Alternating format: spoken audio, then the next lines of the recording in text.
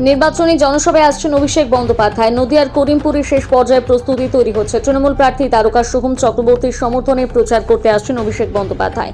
নদিয়ার করিমপুর রেগুলেট মাঠ ময়দানে তার জনসভা আছে। সোমবার বেলা 12টায় তারই চূড়ান্ত পর্যায়ে তৈরি হচ্ছে ডেকোরেটর। ব্যস্ততা তুঙ্গে, উচ্ছ্বাস উদ্দীপনা কর্মী সমর্থকদের মধ্যে।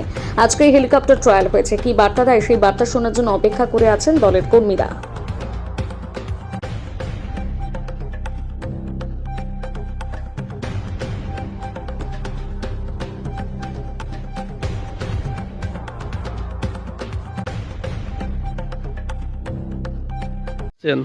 আপনারা কতটা আনন্দ এবং উদ্দীপনার মধ্যে আছেন? মানে ভীষণ আনন্দ উদ্দীপনার মধ্যে আছি, কারণ আমাদের যুবরাজ এবং সেনাপতি, আমাদের দলের সাধারণ সম্পাদক প্রথমবার করিমপুর মাটিতে আসছে।